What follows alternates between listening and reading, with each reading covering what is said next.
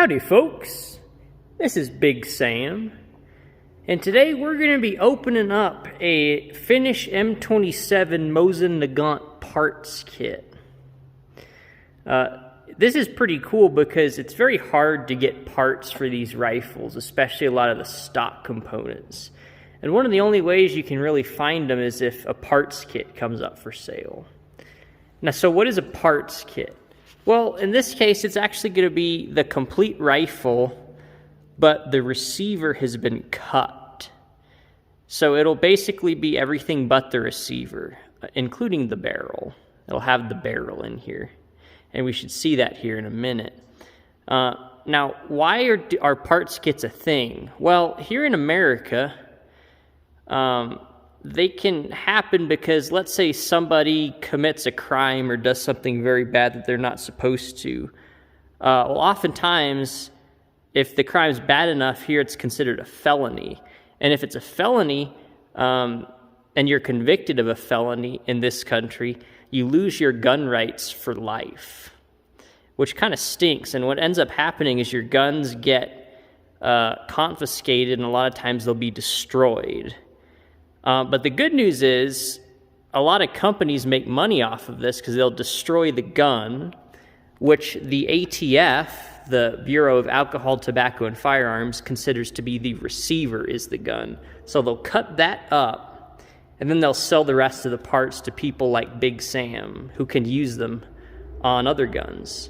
So that's kind of cool, right? We're making the most out of a bad situation, right? So unfortunately, someone's M27 got cut up, but we're going to get salvage a lot of the parts. So let's cut the chat and kind of get into this here. Now, I've got it opened a little bit. I don't know really what's in here yet. The pictures I saw of this were not too good.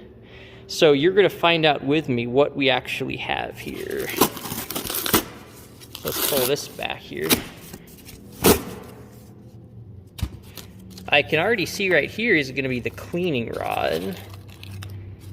And that's the top of the butt plate. So this is going to be the stock. They did a nice job of wrapping this.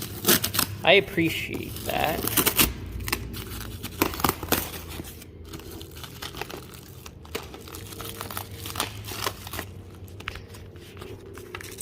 Let's see. Yeah, that's the stock. I believe this is actually the barrel. It's kind of hard to do this in one hand, sorry. All right. So this is the barrel. Sometimes they cut the threads back here, so we're going to see if this is actually usable. With the, we're going to cut this carefully here. I gotta be careful not to cut my fingers. I've done that before and that ain't no fun. Alright. There's one down.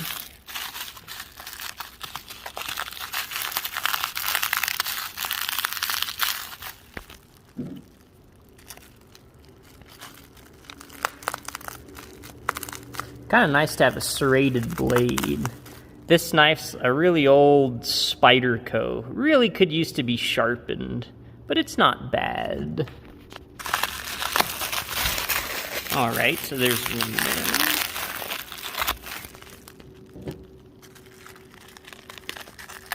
Feel free to fast forward to when we actually have this opened. Unless you enjoyed just me struggling at life. Some people might get a kick out of that.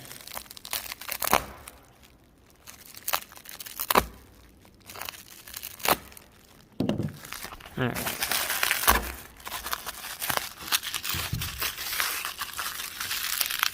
Got one little piece here at the end. I will say they get a 10 out of 10 for packing so far. They did an excellent job. Come on, baby. All right. So that ought to do it here.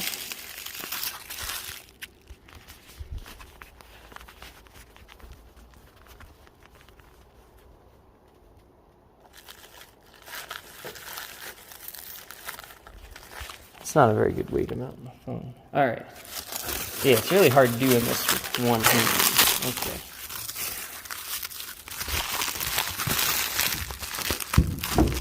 I see grease. That's exciting. Look at that. All right. So there's our front sight. Now they've removed the front sight here. It's a dovetail. You can see that it dovetails on, it slides on, and then it screws in there. Looks like this one was counterbored, which is not uncommon. I have several M27s that are counterbored. That just means this gun was used. So let's look at the threads here. Get this to zoom, there we go. So the threads are looking good. I had one of these parts kits that they actually just cut all the way through, and so you couldn't really use it. But this one is neat. Someone's actually going to be able to use this and put this back on a receiver if they so desired, which is pretty neat. Now, I don't think that's going to be me. That's kind of a pain to do because you see how you have this cutout here for the extractor. So it's kind of hard to line that up right. So what you have to do is try to find a receiver that this threads into where it lines up correctly. Otherwise, your bolt and extractor aren't going to work right. So that's one of the nuances of doing that. But it looks like we have a 1928 barrel. And this one was made here by Tikkakoski in Finland. This is not a particularly rare year, but all M27s are fairly uncommon, so we'll take it. And we see here we have a D mark. So that means that this the throat has been adjusted for the Finnish D166 cartridge. It's been widened a little bit. That was the Finnish Army's standard cartridge used during the Winter War. All right, so that's our barrel. That's nice. Let's see if we can check out the rifling on this guy. I'm going to look through there and it's... See how well you can see that. Line it up with the light there.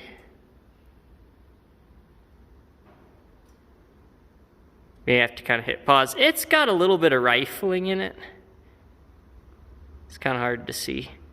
It's a little dirty, but she'll clean up just fine. This is actually in pretty nice condition. And you can see here, we know this was used after 1941 because that's when they started marking this SA marking. So this was made in 1928, used at least to up until 1941. So this definitely saw combat, so that's cool. Well, at least it saw service in the Army. We don't necessarily know if it was in frontline combat, but this has definitely been around. That's really neat. Okay, so next, let's see what I can get out here.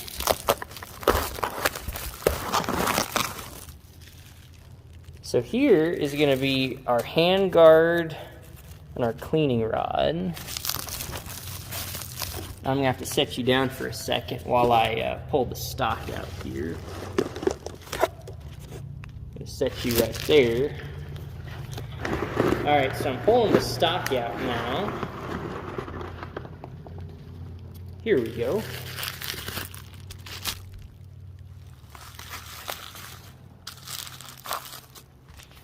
So there's our stock. That looks pretty nice.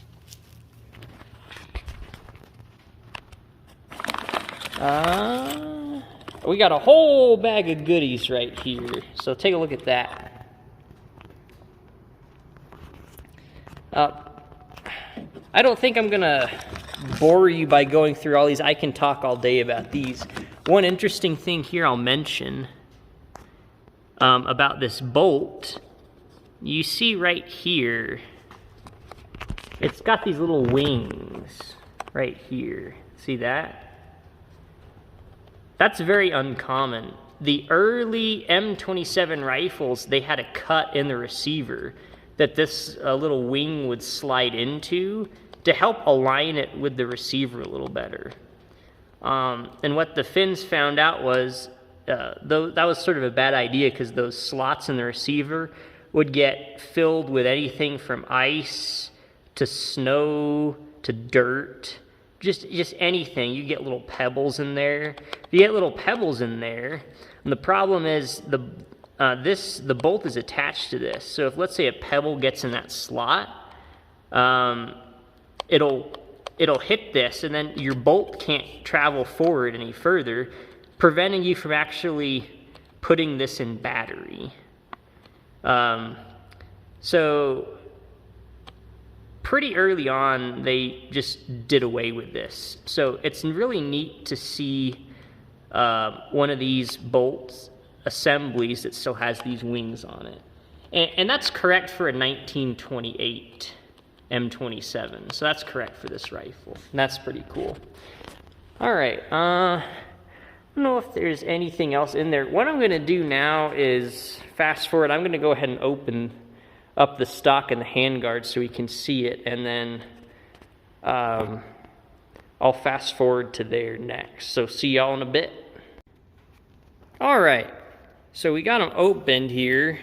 Let's take a look at this stock. Starting from the back here.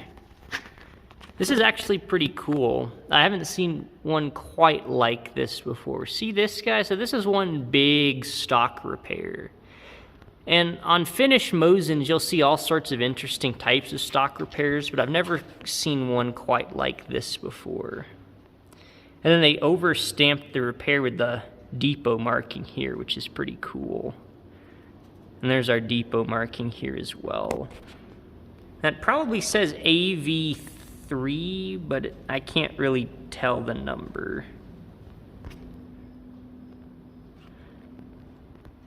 Yeah, so that's really interesting.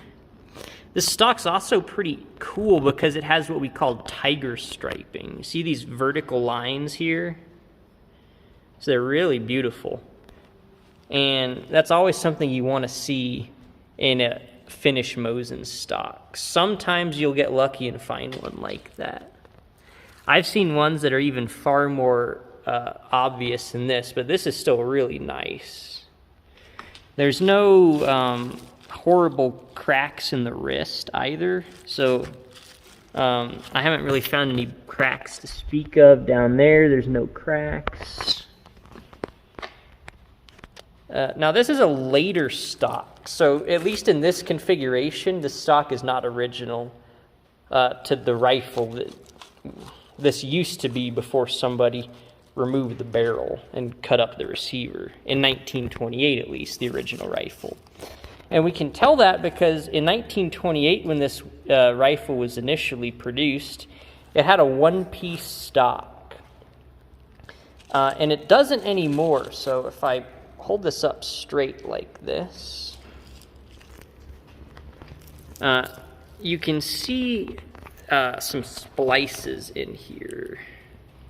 Let me get my camera to focus. Yeah. So see, like it's kind of hard to see, but like right here, there's this vertical splice, and there's also one right here. So this is what we call a two-piece stock. You can definitely see the two pieces here. So they would actually splice these to make the whole stock stronger, because these were very prone to cracking.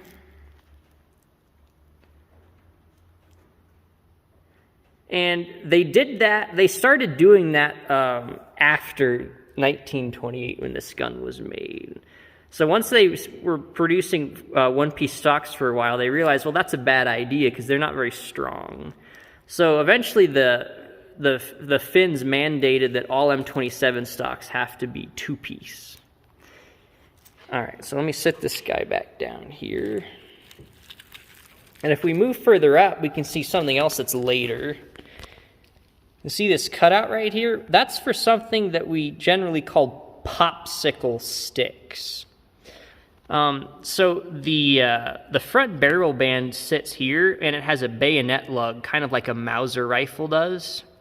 And what the Finns found after they started making these rifles was the bayonet on here would actually cause the stock to twist, and it would crack.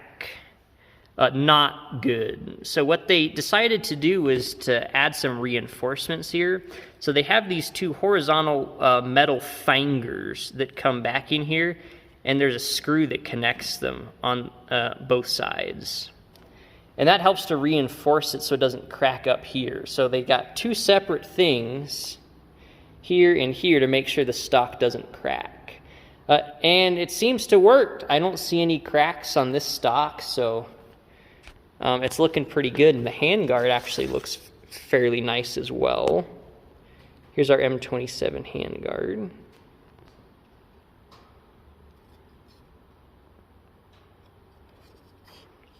This piece is especially fragile. You can see how thin that is. Right here. Really thin. So it's nice that that hasn't cracked, because it's fairly common to see these crack, unfortunately, or just break off entirely. And it's also unfortunate because these are very hard to find. A lot of times you also see them crack here from where, if the barrel bands aren't tight enough when you shoot it, the handguard will actually move and it'll go slamming back. Right here I can show you. Into the rear sight base like that, and it'll cause cracking up here as well sometimes. So it's nice not to see that.